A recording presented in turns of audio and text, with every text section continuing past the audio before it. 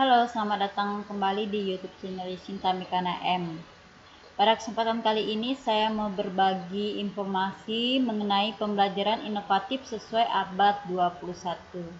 Baik, tanpa berlama-lama kita langsung saja. Namun sebelumnya jangan lupa terus dukung channel saya dengan cara subscribe, like, comment, and share. Kemudian aktifkan lonceng notifikasi agar kamu tidak ketinggalan video-video terbaru dari saya. Baik, kita langsung saja.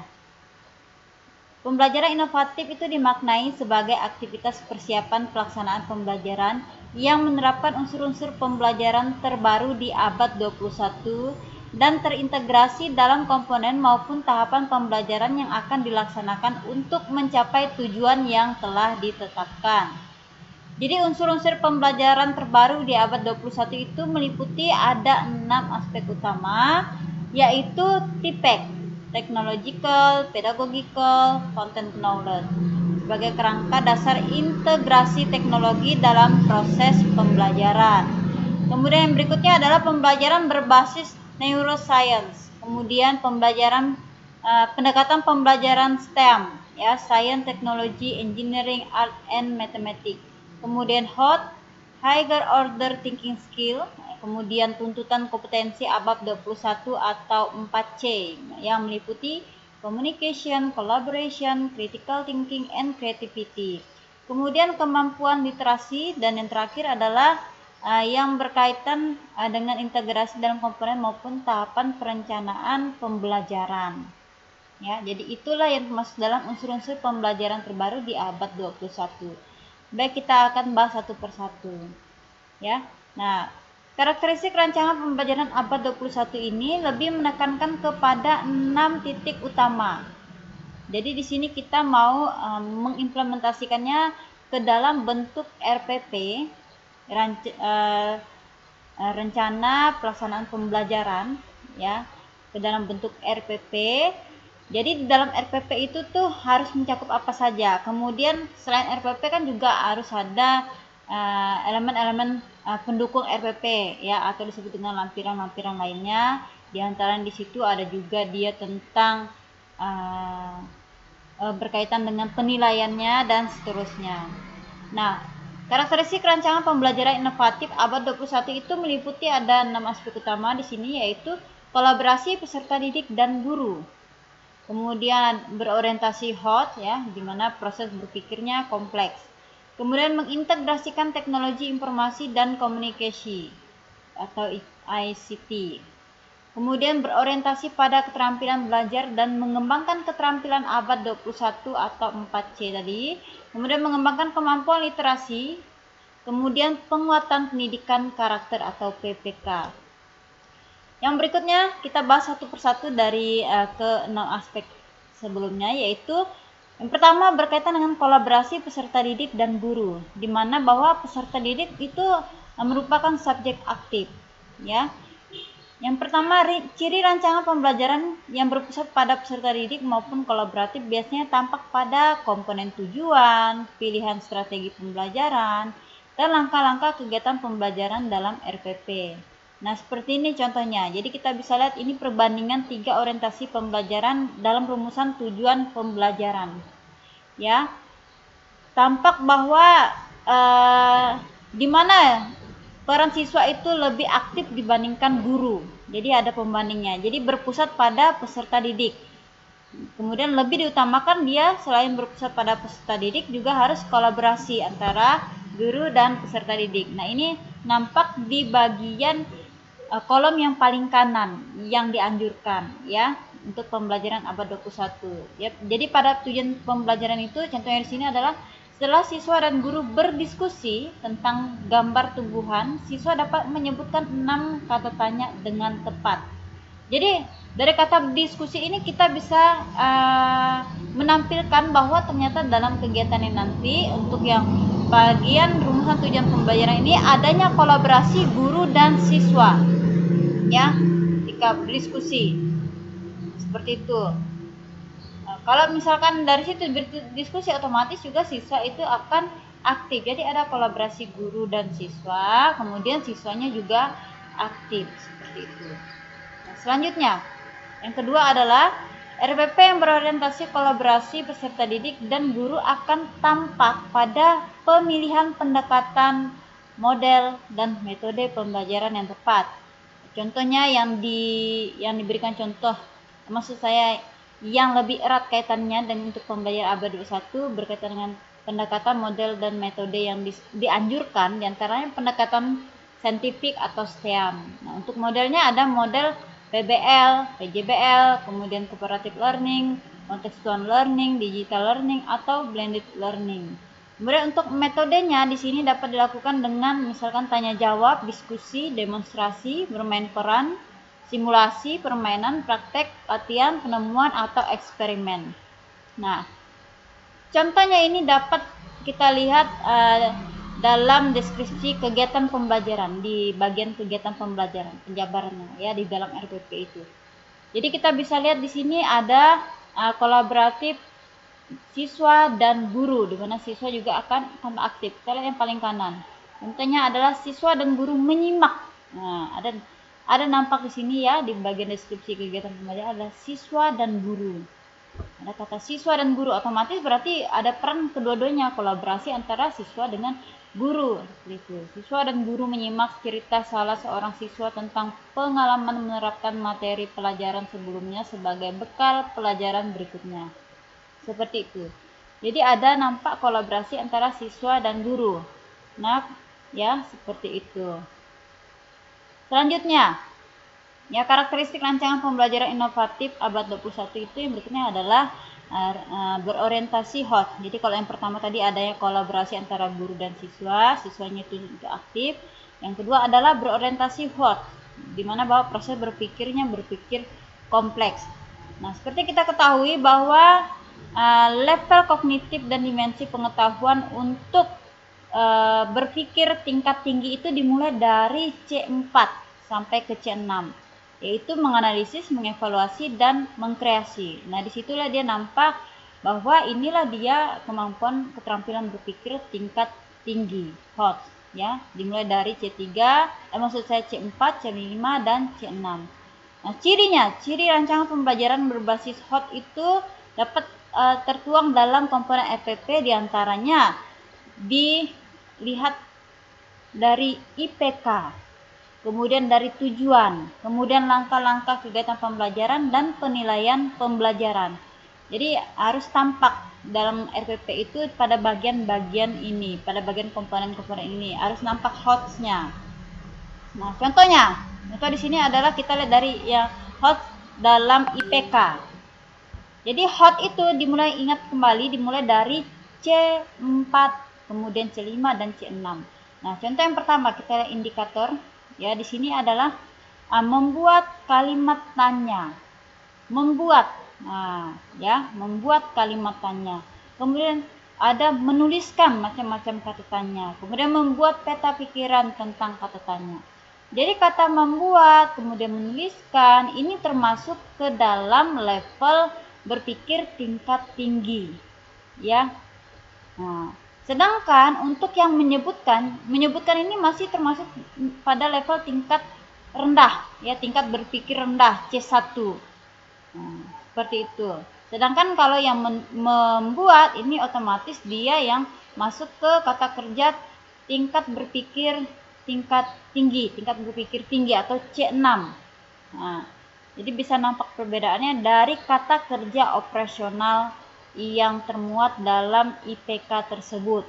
Nah, seperti itu. Selanjutnya ini kalau dalam contoh pembelajaran, maksudnya pada bagian tujuan pembelajaran di dalam RPP. Jadi nampak di mana? Nah, nampak juga dari kata kerja operasionalnya. Jadi tujuan pembelajaran 2 dan 3 berorientasi HOT, sebab sudah menggunakan kata kerja operasional atau KKO dengan kategori berpikir tingkat tinggi pada level C4 dan C5, membandingkan, kemudian menilai. Nah, itu termasuk dalam KKO HOT, seperti itu. Sementara untuk yang mengidentifikasi menyebutkan ini masih dalam level low, ya, rendah, low. Contoh lainnya pada bagian kegiatan pembelajaran, ya. Jadi harus nampak HOT-nya. Dapat dilihat dari deskripsi kegiatan pada langkah-langkah pembelajaran di sini. Contohnya adalah mengamati dan mengidentifikasi serta menuliskan bagian dan fungsi dari tumbuhan. Jadi ada KKO-nya itu adalah mengamati dan mengidentifikasi. Nah, kalau mengamati dan mengidentifikasi ini masih termasuk level tingkat rendah atau low. Sementara HOTS kita bisa lihat dari tanda yang berwarna merah. Contohnya di sini adalah melakukan refleksi kesimpulan, kemudian melakukan analisis kelebihan dan kekurangan. Kemudian di sini ada juga membuat peta pikiran kata tanya. Nah, jadi ini termasuk dalam aktivitas-aktivitas level tingkat tinggi, ya, HOTS seperti itu. Kemudian ciri keempat RPP yang berorientasi HOTS itu ada pada komponen penilaian. Ya, selain tadi dari ada pada komponen IPK, kemudian ada pada tujuan dan juga pada kegiatan. Yang terakhir itu pada penilaian. Nah, untuk membuat instrumen tes yang berorientasi HOTS perlu dilakukan langkah-langkah sebagai berikut. Yang pertama, kita harus menganalisis KD yang dapat dibuat soal-soal HOTS. Jadi memang tidak semua KD itu bisa dibuat soal-soal HOTS. Karena dari KD biasanya kan ada kata kerjanya. Di situ dia sampai ke tingkat berapa. Jadi itulah dia tingkat maksimalnya. Namun kalau dia udah bisa masuk ke level HOTS C4, C5 maupun C6, maka kita bisa buat soal-soalnya seperti itu yang berbasis HOTS, ya. Kemudian menyusun kisi-kisi soal. Secara umum kisi-kisi tersebut diperlukan untuk memandu guru dalam yang pertama memilih KD yang dibuat, ya. Kemudian memilih materinya, kemudian merumuskan indikator soalnya dan menentukan level kognitifnya. Seperti itu. Kemudian berikutnya adalah memilih stimulus yang menarik dan kontekstual. Kemudian menulis butir pertanyaan sesuai dengan kisi-kisi soal. Dan yang terakhir adalah membuat pedoman penskoran atau rubrik atau kunci jawabannya. Nah, itu dia. Nah, seperti ini contohnya.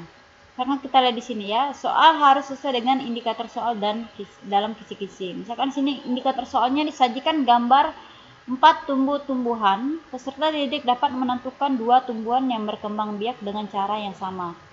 Nah, jadi kalau contoh soal yang kurang baik itu contohnya gini. Tumbuhan-tumbuhan pada gambar di bawah ini berkembang biak secara vegetatif alami. Tumbuhan yang berkembang biak dengan akar tinggal adalah jadi A, B, C, dan D. Kuncinya D. Penjelasan. Soal ini tidak sesuai dengan indikator. Karena apa? Nah, karena indikator meminta disajikan gambar di pokok soal bukan di pilihan jawaban. Ya. Tadi kan dikatakan di indikator soal disajikan gambar. Nah, peserta didik dapat menentukan. Berarti seharusnya soalnya di soal itulah ada gambarnya atau gambarnya ya terdapat di soalnya. Nah, begitu. Kemudian alasan lainnya ini tidak sesuai dengan indikator, yaitu indikator itu meminta 2 tumbuhan dengan cara perkembangbiakan sama.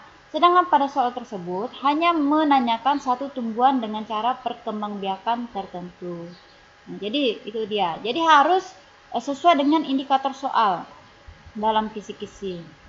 Kemudian contoh berikutnya adalah seperti ini. Nah, ini dia contoh yang sebaiknya. Jadi dia gambar itu terdapat di soal, ya. Terdapat di soal, kemudian disajikan gambarnya, di situ ada 4 gambar tumbuh-tumbuhan. Kemudian dari itu baru siswa menentukan mana, menentukan 2 yang sesuai. Nah, ini dia yang sesuai dengan kisi-kisi soal, ya, dengan indikator soalnya. Begitu. Nah, contoh lain instrumen non-test dalam bentuk penugasan di sini ya, seperti nampak di sini ya. HOTS-nya itu nampak di mana? Misalkan ini, ayo kita pelajari lebih lanjut tentang bunyi. Amati benda-benda yang ada di sekitarmu. Ambillah 5 benda yang kamu anggap sebagai sumber bunyi. Pastikan bahwa benda yang kamu temukan berbeda cara membunyikannya. Ada yang ditiup, digesek, dipetik, dipukul, atau ditekan. Catat hasil pengamatanmu pada tabel di bawah ini. Jadi pada tabel nanti tersedia nama benda dan juga cara membunyikan, cara menghasilkan bunyinya. Bagaimana? Apakah tadi ditiup, digesek, dipetik, dipukul, atau ditekan, dan seterusnya.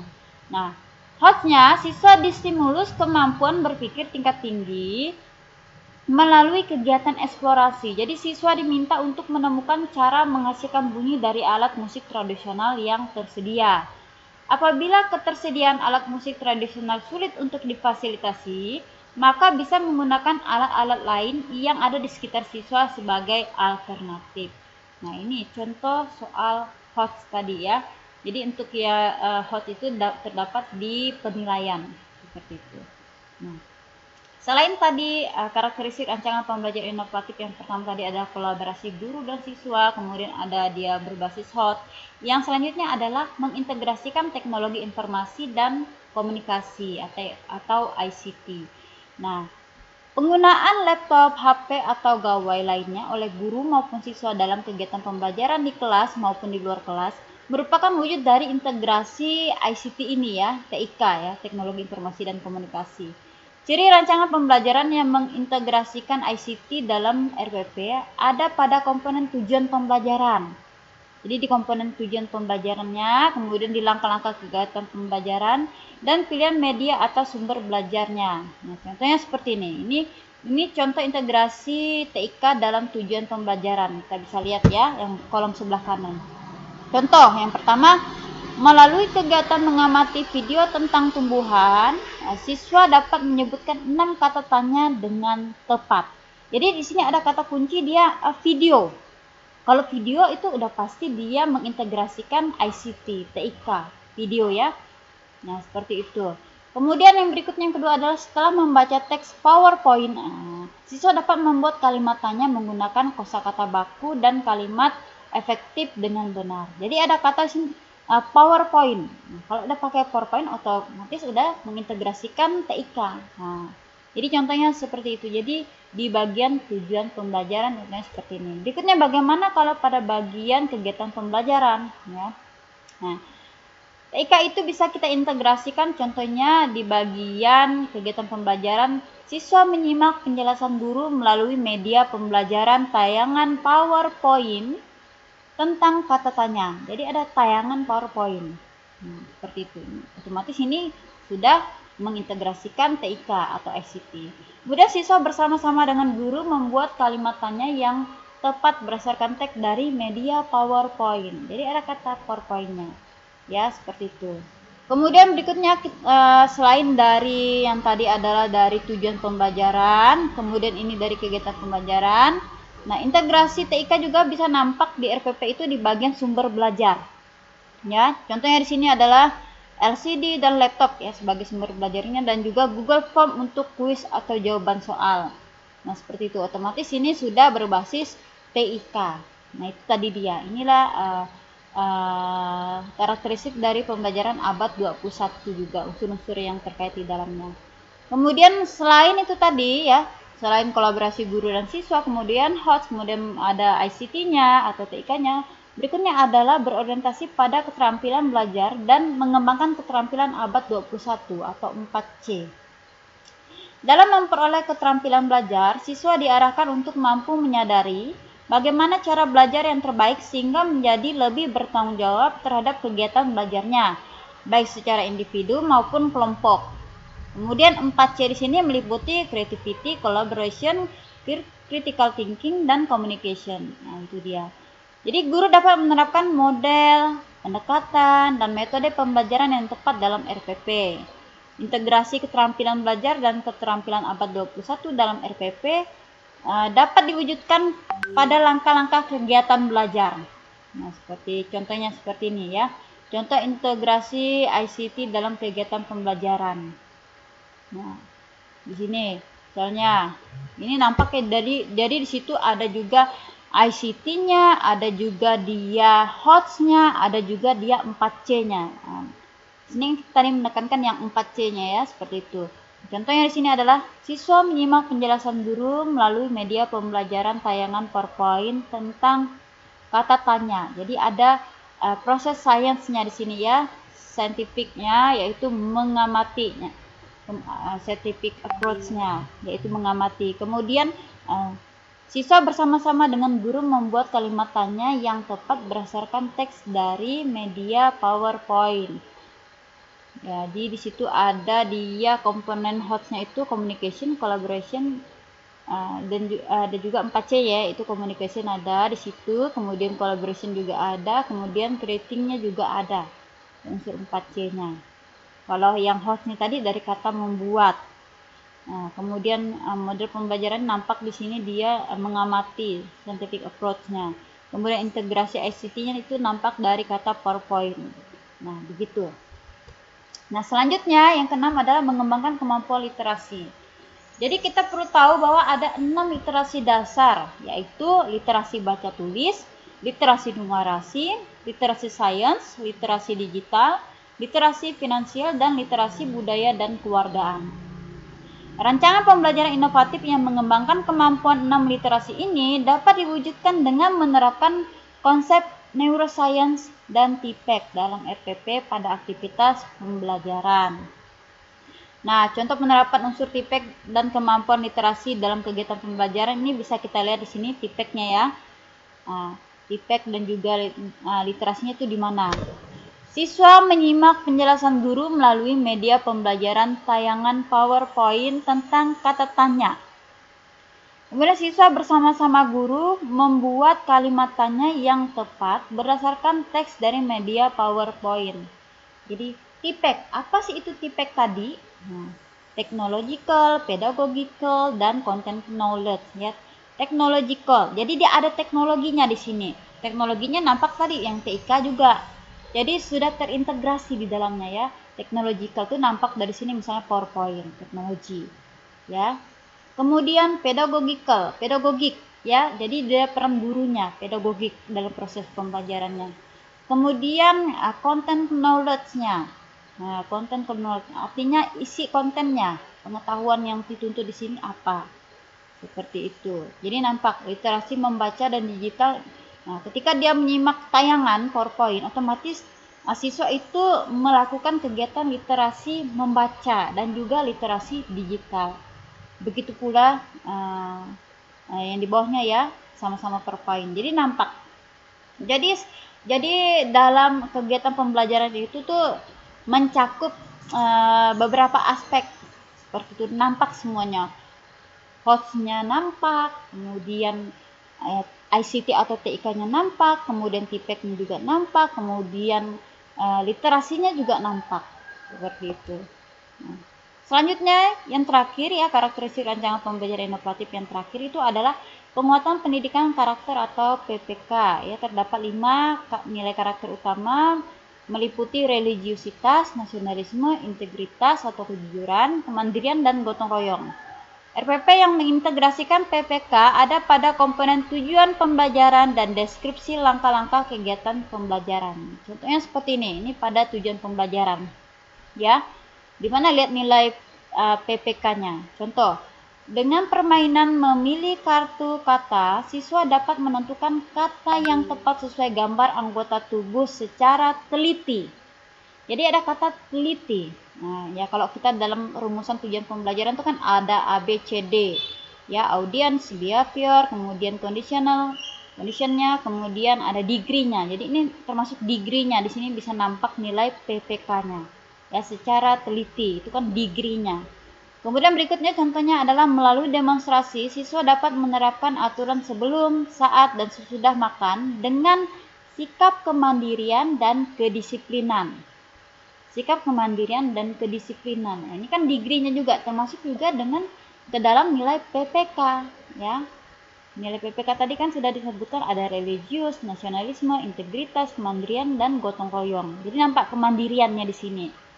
Ya, seperti itu. Kemandirian termasuk dalam nilai PPK, pendidikan penguatan pendidikan karakter ya. Seperti itu. Oke, nah ini penerapan unsur PPK di kegiatan pembelajaran ya. Pada bagian deskripsinya bisa kita lihat di situ. Ya, untuk PPK yang nomor 3 misalkan. Kelas dilanjutkan dengan berdoa. Ya. Ketika berdoa otomatis di situ ada religiusitasnya. Itu termasuk dalam PPK juga. Jadi, seperti itu. Ya, kemudian ada juga di sini dikatakan ya, ketika berdoa kan otomatis siswa itu menghargai, ada disiplinnya. Nah, disiplin ya, sudah dipimpin oleh siswa yang datang paling awal. Jadi datang paling awal kan nampak dia disiplin, seperti itu. Kemudian yang keempat di sini kita bisa lihat siswa menyiapkan diri agar siap untuk belajar serta memeriksa kerapian diri dan bersikap disiplin dalam setiap kegiatan pembelajaran. Jadi ada kata memeriksa kerapian diri. Nah, seperti itu. Kemudian ada juga yang kelima ini adalah siswa menyanyikan lagu Indonesia Raya dan mendengarkan penjelasan guru tentang pentingnya menanamkan rasa nasionalisme. Nah, nasionalisme ini juga termasuk dalam penguatan pendidikan karakter atau PPK. Jadi seperti itu. Jadi nampak semuanya, ya. Di sini juga nampak tipeknya, ya. Kemudian nampak juga nilai religiositasnya. Jadi dia nampak. Walaupun tidak di setiap kalimat pada deskripsi kegiatan itu tidak menjabarkan langsung ke 6 poinnya.